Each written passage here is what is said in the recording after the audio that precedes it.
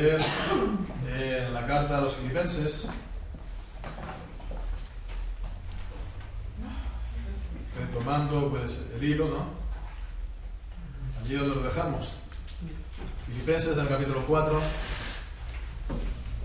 3 versículos, el versículo 4 al 7. Bueno, por dicho, 4 versículos. Del 4 al 7. Dice así la palabra del Señor: gozaos en el Señor siempre. Otra vez lo digo, gozaos. Vuestra amabilidad sea conocida por todos los hombres. El Señor está cerca. Por nada estéis afanosos, sino sean conocidas vuestras peticiones delante de Dios en toda oración y ruego con acciones de gracias. Y la paz de Dios, que sobrepasa todo entendimiento, guardará vuestros corazones y vuestros pensamientos en Cristo Jesús. Amén. Dios bendiga su santa palabra.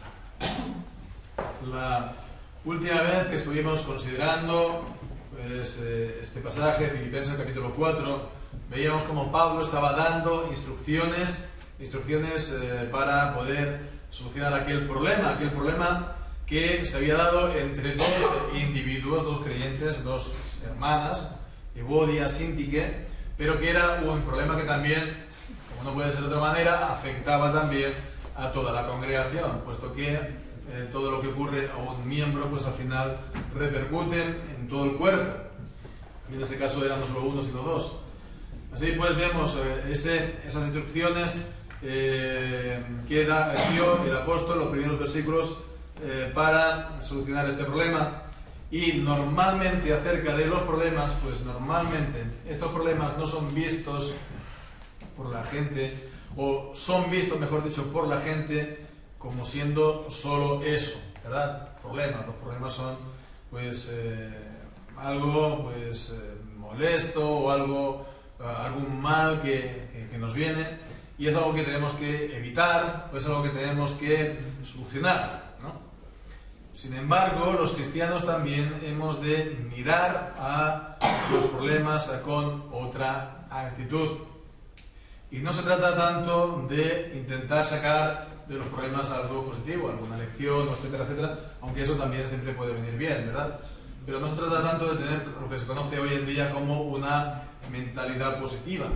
Ya decimos, ciertamente es bueno tener una mentalidad positiva o optimista, porque eso pues, nos ayuda, ¿verdad? Ayuda en la vida, siempre. Pero en general, uno no necesariamente uno tiene que ser cristiano para tener una mentalidad positiva, ¿verdad? Hay muchos libros de autoayuda por ahí que está destinado a toda la gente de la sociedad, no creyente, ¿no? Porque no se refiere para nada a la fe en el Señor, de cómo desarrollar una mentalidad positiva. Entonces, una mentalidad positiva no necesariamente es una marca, un indicio de que realmente ahí hay vida espiritual o que se trata verdaderamente de un creyente. Entonces, ¿en qué sentido pues hemos de tener otra actitud nosotros hacia los problemas? Pues hemos de ver los problemas también como una ocasión que tenemos en la providencia de Dios. ¿Para qué? Pues para que podamos crecer espiritualmente, para que podamos crecer como cristianos. Eso sí que es específicamente cristiano. Para crecer en la gracia y en el conocimiento de nuestro Señor. Y en particular, crecer en las gracias, crecer en los dones, crecer en las virtudes que recibimos de Dios, en la vida espiritual, en la nueva vida en Cristo. Y esto es lo que vemos aquí, está el apóstol Pablo transmitiendo en una palabra. A estas instrucciones que decíamos, en los versículos 1 al 3, pues inmediatamente el apóstol Pablo pasa a dar mandamientos pues que son generales para todos los cristianos, ya no solamente pues a Evodia, a Síntique o a aquellos que tenían que ayudarles, ¿no?, a solucionarlo, sino ahora en general a todos los cristianos. Y entonces vemos como aquí el apóstol Pablo nos está invitando a decir, bueno, pues ¿cómo es posible, no?, que ocurran estas cosas, ¿verdad? Cuando hay problemas entre creyentes. ¿Cómo es posible que ocurran estas cosas, no? Pues ya con tantos años que han pasado en el Evangelio. O pues a que se esté aquí lamentando, ¿verdad? O que esté cargando contra uno a otro por esto que hizo o esto que dijo.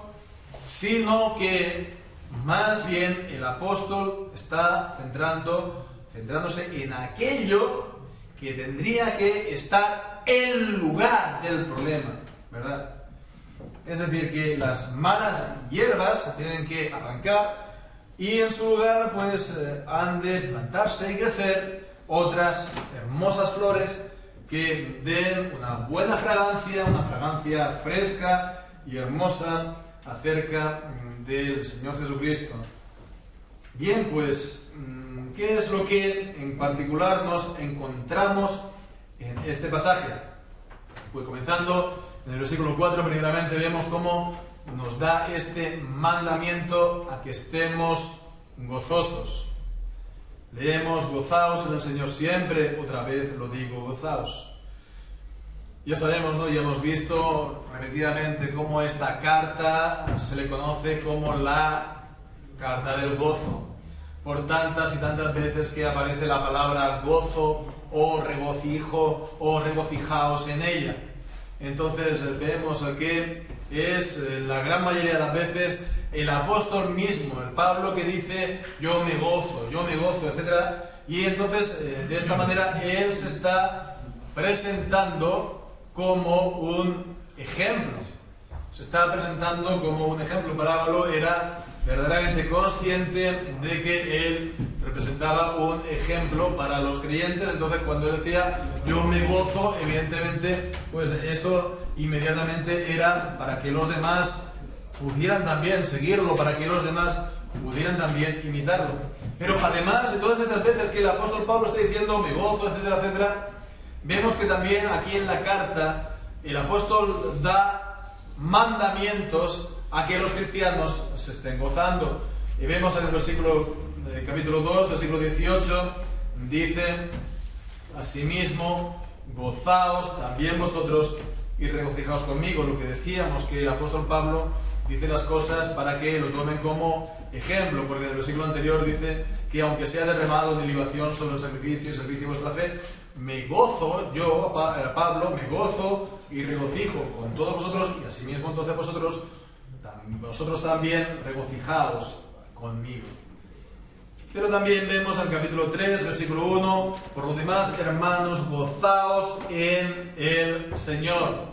Y aquí aparece pues esta expresión, gozaos en el Señor o en Cristo. Entonces, este mandamiento del capítulo 4 es el tercer mandamiento a los creyentes en toda la epístola, a que se gocen. Y el segundo, a que se gocen en el Señor, en Cristo. Bien, pues ya consideramos esto en su momento, en el capítulo 3, en el versículo 1, cuando dio ese primer mandamiento, gozarse en el Señor, el significado de gozarse en Cristo. Ya lo vimos que tiene que ver sobre todo por el hecho de estar en Cristo. Ese es el motivo de nuestro gozo, el haberlo podido conocer, el haber podido conocer el Evangelio, el haber podido, por lo tanto, pues recibir el perdón de los pecados, recibir la salvación que está en Cristo y las bendiciones espirituales que nos dice Efesios capítulo 1, ¿verdad? Están todas las bendiciones espirituales, hemos sido bendecidos con toda bendición espiritual en los lugares celestiales en Cristo. Cristo pues es todo nuestro bien. Bien, pues entonces vemos otra vez, se nos da este mismo mandamiento, gozaos en el Señor. Pero ahora podríamos detenernos un momento a meditar o a considerar el hecho de que el gozo para nosotros sea también un mandamiento. Sea también un mandamiento. ¿No nos llama la atención que se nos ordene, que se nos dé el mandamiento a que nos gocemos? ¿Por qué? Porque el gozo es un sentimiento, ¿verdad? Un sentimiento. Y bueno, pues normalmente estamos habituados a pensar que los sentimientos uno no tiene control de ellos, ¿verdad? Uno pues tiene sus sentimientos, cae locamente enamorado, no puede hacer nada para evitarlo, o cae pues terriblemente en depresión, no puede nada para evitarlo, que uno está a merced de sus sentimientos. Pero aquí se nos está diciendo que tengamos un sentimiento, y es una orden, vemos. Imaginemos, ¿no?, que uno pues está triste, ¿no?, y uno viene y le dice al otro, oye, pues yo te ordeno pues que estés alegre, ¿no? Normalmente el otro lo va a mirar y le va a decir, pues no sé, no, ahora mismo no puedo, ¿no? Ahora mismo no puedo, espera que se me pase un poco la tristeza y después ya a ver si me sale, ¿no?, el estar un poquito alegre. Pero fijémonos, ¿no?, que realmente, por lo que aquí se nos dice en la Biblia, efectivamente se nos está ordenando a que estemos gozosos. Entonces vemos que hemos de poner en cuarentena esta noción de que los sentimientos toman control de nosotros no tenemos ningún control de los sentimientos. La pasión, ¿no? Por eso hemos de tener un poco, estar prevenidos acerca del uso de la pasión, que hoy en día pues también pues se utiliza normalmente entre los creyentes evangélicos, etc. Bueno, pues los sentimientos sí es una cosa que surge en nosotros, etc. Pero los cristianos no tenemos que estar a merced de ellos. Hay, ciertamente sí, vienen y van, etc. Y es una cosa que no tenemos todo el control, pero una cierta medida de control sí que tenemos. O sí que deberíamos tener. Una cierta medida de control sí que tenemos, ¿no? Es como cuando nos duchamos, ¿no? Antiguamente, que estaba el de agua fría y el de agua caliente. Entonces, pues, un poco lo vas controlando, ¿no? Pues algo parecido. Lo podemos regular. Entonces, es como cuando nos levantamos por la mañana y abrimos el armario y decidimos qué ropa nos vamos a poner. Pues algo parecido también, no es exactamente igual, pero hemos de decir, bueno, ¿con qué me voy a presentar yo? Ante los míos, o ante mis compañeros, o ante mis amigos, o ante mi familia durante esta mañana o a lo largo de todo este día, ¿verdad? Entonces fijémonos, ¿no?, que también, por otra parte, el gozo es un fruto del Espíritu Santo. Nos acordamos Gálatas capítulo 5, ¿verdad? La lista de los frutos del Espíritu Santo. Entonces, es algo que el Espíritu Santo produce en nosotros. Lo produce por su gracia y, por lo tanto, su gracia soberana, ¿sí? Pero vemos que al mismo tiempo el hombre, el creyente, es contado a que sea también partícipe para que haya el gozo en su vida. Es un producto del Espíritu Santo, ¿verdad? Pero para que ese fruto esté en él, pues también le dice el Señor que gozaos. No le está diciendo espera a que recibas el gozo del Espíritu, sino que gózate en él. Y de esta manera como el Espíritu Santo te da también el gozo. Entonces vemos que somos contados de participar en ello. Uno cuida su jardín, ¿verdad? Uno cuida su jardín y ha de entonces cuidar que no salgan las malas hierbas y ha de cultivarlo con de las mejores plantas. Y evidentemente, para que tengamos ese gozo, la mejor es la unión con nuestro Señor, la comunión con Dios, y particularmente la comunión con nuestro Señor Jesucristo, quien dice Gálatas 2: me amó y se entregó a sí mismo por mí.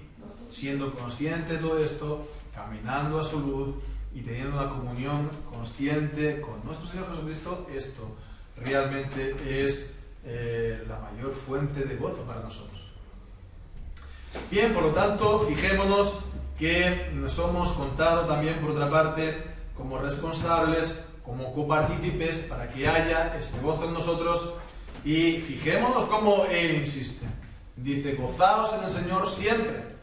Y otra vez te lo digo, gozaos siempre, vemos en toda ocasión, buena o mala, ¿no? Haga sol o esté nublado. No, es que los días de nublado me pongo triste. No, también en los días de nublado. Quiero decir, siempre.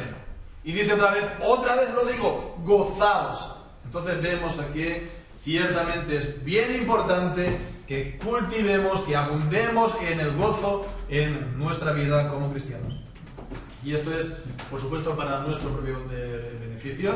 Hay muchos proverbios, en el libro de Proverbios, que nos habla del gozo, ¿verdad? El gozo constituye el mejor remedio, alegra la cara, revitaliza los huesos. Todo esto lo podemos leer ahí buscando la palabra gozo. Bien, pues, pero también para los demás, porque es una fuente de alegría para los demás, de beneficio para los demás, de edificación para los demás. Es algo que hemos de tener bien en cuenta para que pues abundemos para nuestro bien y también para el de los demás. Pero este mandamiento, con todo lo importante que es, no es el único que da el apóstol en estos versículos, porque a continuación da el segundo mandamiento. Y vemos que tiene que ver más bien con el carácter o la personalidad como cristianos. Dice, vuestra amabilidad sea conocida por todos los hombres, que ellos conozcan, sepan acerca de vuestra amabilidad. En nuestra versión pues tenemos la amabilidad. Si estamos acostumbrados a la Reina Valera del 60, nos acordaremos que es una palabra que es la gentileza. Vuestra gentileza sea pues conocida de todos los hombres. Y pues fue una palabra que Reina Valera del 60 introdujo porque en la 1909, en la versión antigua, se utilizaba la palabra modestia. 1909, la versión antigua, modestia. Entonces, modestia, gentileza, amabilidad. Vemos que amabilidad, gentileza, pues más o menos está en la misma línea, pero después está modestia. Modestia, amabilidad. ¿Cuál es entonces el sentido de esta palabra? Pues hay que tener presente, la palabra original en griego no tiene un equivalente directo que digamos sea 100%, ¿no? Como la palabra pan en griego y la palabra pan en español es 100% la misma, ¿no? Se está refiriendo a lo mismo. Y esta pues es más general. Entonces vemos que la palabra en griego, en la literatura griega, etcétera, etcétera, no en la Biblia sino fuera de ella, esa palabra pues se estaba refiriendo a la virtud de contentarse con menos de lo que es debido, con menos que le pertenece a uno, con menos de lo que es la norma. Entonces fijémonos que esto pues aclara un poco la cosa. ¿Por qué? Porque entonces eso se puede verse como en el sentido de modestia o moderación. Entonces uno se queda entonces con menos, ¿no? Come menos del hambre que tiene o bebe menos de lo que él querría, moderación o modestia, ¿no? Que él pues se rebaja un poco ante los demás, ¿no? Entonces ese era el sentido de que se había pues traducido, ¿no? Y hay otras versiones de la Biblia en ese sentido, pero aquí vemos que en este otro sentido, el de amabilidad o gentileza, es que no se esté insistiendo, ¿verdad?, hasta el último detalle, ¿no?, en el cumplimiento del deber, de la norma, etcétera, etcétera, de lo que uno pues está obligado a recibir, ¿no? Es decir, a no ser puntilloso, a no ser estricto, a no ser quisquilloso. Por el contrario, a ser generoso, a ser amable, ¿no? Vuestra amabilidad. Y entonces, bueno, pues si vemos aquí el contexto en este capítulo 4, pues teniendo en mente el problema de Evodia y Síntique, pues más bien se ve claramente que es más bien el sentido de la amabilidad, ¿verdad? Como si surgen problemas entre personas o entre creyentes, ¿cómo se van a solucionar esos problemas si los dos son muy quisquillosos? Si los dos son muy puntillosos, ¿no? Si uno le dice, tú has hecho esto, pues entonces el otro va a decir, tú has hecho lo otro. Y si tú has dicho eso, pues tú has hecho lo otro también. Entonces, de esa manera, la reconciliación, la solución es imposible. Hay que tener pues esa generosidad, esa amabilidad. Entonces no es ese el carácter que conviene para los creyentes, no es el que debemos tener, no es así como nosotros hemos de ser conocidos, hemos de ser conocidos como personas amables en este sentido que estamos viendo. Y si somos conscientes, hermanos, de nosotros, lo que verdaderamente somos, de nuestra propia imperfección, de nuestros pecados, de nuestras miserias, pues entonces, ¿cómo vamos nosotros a ser, pues, a esperar de los demás, pues, que nos den todo lo que nosotros merecemos? Sí, sabemos que no merecemos nada. Si somos conscientes de todo esto, hermanos, pues entonces esto nos va a llevar a ser más generosos también con los demás. Si somos conscientes de nuestras propias faltas, vamos a ser pues también más, entre comillas, generosos o indulgentes, en un buen sentido de la palabra, con los fallos de los demás, sobre todo lo que nos hagan a nosotros. A la inversa, si uno tiene también una visión muy amplia y muy alta de sí mismo, pues entonces todo lo que nos haga un poquito a nosotros de menos lo vas a ver como un gran ultraje. Y lo vas a tomar como algo muy personal contra nosotros, todo lo que se nos haga o se nos diga. Entonces el que sabe que no merece nada de Dios, pues tampoco espera que los demás le hagan, ¿no? Entonces vemos que este es el lenguaje de la gracia del Señor en nosotros. Este es el lenguaje de la gracia de Dios en nosotros. Por lo que decíamos, ¿no? Que este es el lenguaje de la gracia y realmente este comportamiento, este carácter refleja la gracia de Dios. Por lo tanto, es un carácter y es una personalidad que es agradable, simpática en un buen sentido de la palabra, no en el sentido de que sea muy graciosa, chistosa, sino pues que no hay barreras para tratarlo, para que es una persona abierta en un buen sentido de la palabra. Vemos que todo esto no es entonces el libro de autoayuda, hay sin duda muchos libros en la sociedad que nos dicen cómo ser amable, cómo hemos de ser para ser una persona agradable, para que la gente tenga una buena opinión de ti. Bueno, pues no es cuestión de libro de autoayuda, sino evangelio, la gracia de Dios. Y esto transforma nuestra manera de ser y nuestro carácter y nuestra personalidad para que estemos de esa manera reflejando algo de la gracia de Dios, de la gloriosa gracia de Dios en Cristo Jesús. Bien, pues pasamos ahora también al tercer mandamiento a continuación, y para leerlo pues podemos continuar el versículo 5, cuando dice: el Señor está cerca, por nada estéis afanosos, si no sean conocidas vuestras peticiones delante de Dios en toda oración y ruego con acción de gracias. Entonces vemos que es bueno, creo que lo consideremos leyendo primero el Señor está cerca, esta frase, el Señor está cerca, que no sé si la mayoría de los comentadores, etcétera, pues lo entienden en el sentido de que se está refiriendo a la segunda venida del Señor, al regreso de nuestro Señor Jesucristo, ¿verdad? Muchas veces se dice el Señor está cerca, el Cristo está cerca, ¿no? Bien, pero la cuestión es que es, a mi modo de ver, difícil ver cómo este sentido, digamos, casa bien, ¿no?, en este contexto, porque está diciendo, pues, de nuestra amabilidad sea conocida y que por nada estéis afanosos. Entonces, creo bueno que lo consideremos en el sentido literal. El Señor está cerca, el Señor está próximo, el Señor está cercano, como dice el Salmo 145. El Señor está cercano a todos los que le invocan, a todos los que lo invocan de veras. Entonces está hablando de la proximidad del Señor, de la proximidad del Señor, que dioses son tan cercanos a sus pueblos como lo es el Señor a su pueblo, Israel, los creyentes.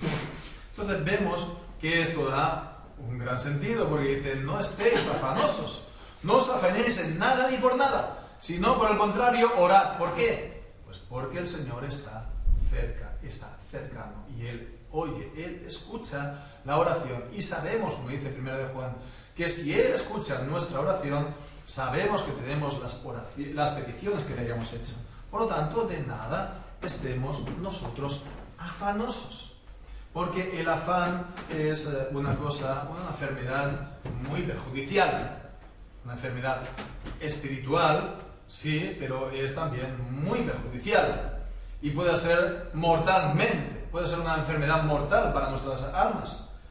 Entonces vemos que la Biblia nos habla en el Nuevo Testamento del afán, de la ansiedad. Podemos leer en el capítulo 6 de Mateo, normalmente pues allí acerca del qué comeréis, qué vestiréis, qué trabajaremos, qué va a ser de nuestra vida, etc.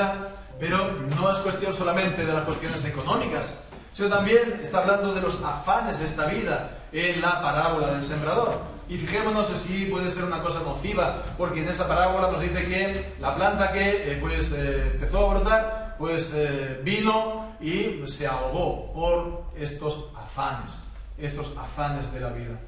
Entonces vemos, ¿no? Aquí no vamos ahora a entrar, por supuesto, no es el momento ni el lugar o el tiempo no nos da pues para que entremos a que si esa fe que es ahogada por los afanes era una fe verdadera o no, o era una fe genuina o no, o si aquel que fue ahogada por los afanes realmente era un elegido o no. Sabemos que los elegidos pues son guardados por el Señor en la fe, pero de todas maneras vemos que el afán es muy perjudicial para la fe.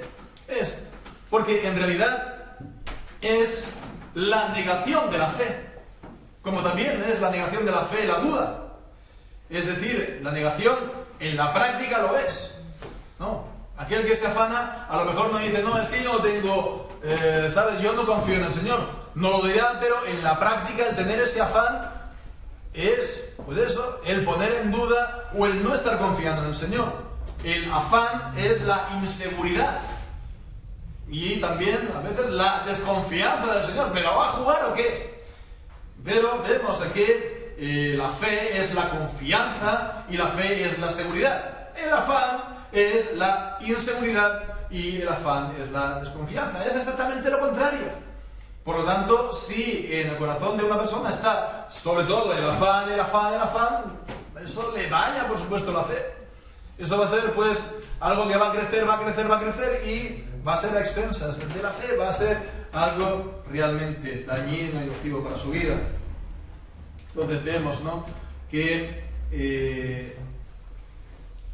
ahí está, cuando uno ve los problemas y solamente se centra en los problemas y solamente ve las dificultades y los problemas, los malos, es como si no existiese otra cosa en el mundo. Ni en los cielos ni en la tierra, solamente existe el problema. Pero bueno, aquí está también el Señor. Y entonces nos hemos de centrar no tanto en el problema, sino más bien en el Señor. Por tanto, ¿cómo hacer frente a esto? No estéis en nada afanosos. Pues vemos que el apóstol nos está hablando por la oración. Sean conocidas, si no sean conocidas vuestras peticiones delante de Dios, en toda oración y ruego con acciones de gracias. Entonces vemos abundar en oración, con acciones, peticiones y también todo este lenguaje pues es para que estemos abundando en la oración. No solamente una, pues de tanto en cuando, sino que crezcamos en la oración. Y vemos que la oración en sí misma es un acto de fe. Ya no solamente porque nos estamos dirigiendo a Dios, entonces pues ya creemos que el Señor existe y nos va a escuchar, sino que también es un acto de fe cuando nos estamos basando en el carácter del Señor, en las promesas de Dios. Cuando tenemos unas promesas de Dios en aquello que le estamos pidiendo, sabemos que el Señor nos va a dar lo que le pedimos. Entonces la fe vemos que de esta manera, por medio de la oración, se ejerce más y más. Y es como el músculo, ¿verdad? Si no lo practicamos, nos vamos a poner, pues al final, completamente, bajo tono muscular, ¿no?, por así decirlo. Si lo ejercitamos, pues nos vamos a poner cada vez más fuertes. Es como el músculo. Igual, la fe ha de ejercitarse para que se fortalezca y crezca más y más. Si no, pues se va debilitando y viene de menos a menos. Dios es fiel y nos da sus palabras y nos da sus promesas. Y entonces, pues, apoyándonos en sus promesas, podemos orar confiadamente. Y cuanto más confiadamente estamos, menos afán tenemos. Bien, pues entonces vemos que no solamente esto, también nos dice que lo hagamos con acción de gracias. con acción de gracias. Entonces vemos que ya no solamente el problema lo que existe, sino que también ya estamos dando gracias al Señor. Pues porque el Señor de una manera o de otra lo va a resolver.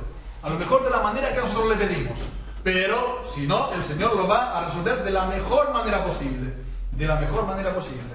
Podemos dar gracias a Dios por eso y anticipando ya pues la respuesta, las bendiciones futuras. Y bien, hacer esto pues glorifica a Dios. Dios es honrado delante de nosotros y Dios honra al que lo honra de esta manera. Bien, pues también esto tiene un punto, un fruto, un resultado para nosotros hacer todo esto. Y es lo que dice en el versículo 7, la paz de Dios, que sobrepasa todo entendimiento, guardará vuestros corazones y vuestros pensamientos en Cristo Jesús. Esa paz de Dios, que es de Dios porque proviene de Dios, porque procede de Dios. Bien, vemos, es justo lo contrario del afán. Si oramos, pues entonces en nosotros hay paz. Y vemos que es justo lo contrario de la inquietud, del nerviosismo. Uno está en paz, tranquilo, seguro. Y en vez de que el nerviosismo, la inquietud, el afán nos dominen, ¿verdad? Pues entonces es la paz de Dios que nos guarda. Dice, la paz de Dios guardará vuestros corazones y vuestros pensamientos. Ya no estamos así, pues a merced de los pensamientos, de las emociones, como veíamos antes, o de la inquietud, del afán, sino ahora es la paz de Dios que, entre comillas, nos controla o nos guarda nuestros pensamientos, nuestros corazones, ¿verdad? Nuestros pensamientos, nuestros corazones, como veremos la semana que viene, también ha de estar, pues, ejercitándose en el Señor. Bien, pues entonces de esa manera se persevera en la comunión con el Señor. El Señor nos dice en el profeta Isaías, guarda en completa paz aquel cuyo pensamiento en él persevera. Ciertamente es así.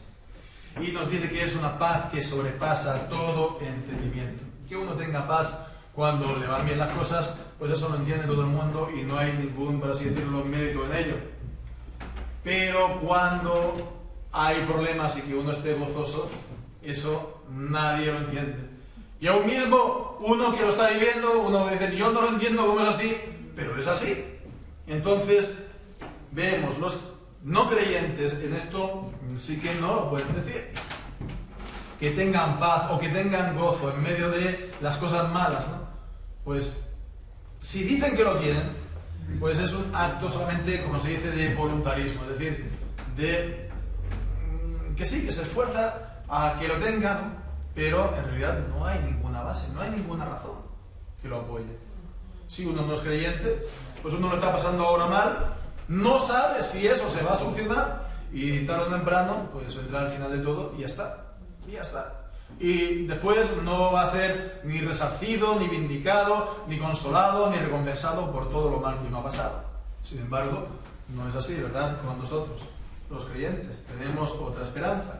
Entonces el Señor está cerca de nuestras oraciones, sabemos que podemos contar con Él, podemos poner nuestro corazón, orar al Señor, y el Señor nos puede librar en toda circunstancia porque Él es todopoderoso. Y sabemos que si no nos va a librar de la manera que nosotros lo hemos pedido, el Señor nos va a dar algo mucho mejor todavía, porque el Señor también nos lo ha prometido en su palabra. Todo es para nuestro bien. Así que, por lo tanto, sabemos que nada ni nadie nos puede separar de Él, y entonces aquí en esta vida esto es así y será también así en el cielo cuando estemos con Cristo y cuando nuestros cuerpos pues se levanten y resuciten, estaremos entonces para siempre con el Señor en los cielos nuevos y en la tierra nueva. Y estas cosas pues han de estar en nuestras mentes y en nuestros corazones, y esto pues es lo que ha de producir pues estas gracias, estas virtudes o gracias, o este crecimiento en la gracia, ¿verdad? Este crecimiento en la gracia, en la vida espiritual. Entonces vemos que de esa manera pues realmente bueno, nuestra vida será un ramillete de flores auténticas, ¿no? es bastante decepcionante, ¿no? Cuando ve uno unas bonitas flores, la acerca y es de plástico, no huelen y toca plástico, no es verdadero. Pero vemos aquí cuando el ramillete, el ramo de flores verdaderas, están frescas, son fragantes, así es la vida del creyente, de los cristianos, que se han vivificado por el Señor con el gozo y con la paz que el Señor nos da. Pues que dice, hermanos, que el Señor nos bendiga y pues podamos experimentar cada vez más y más esto en la vida de todos nosotros, que así sea. Amén. Amén.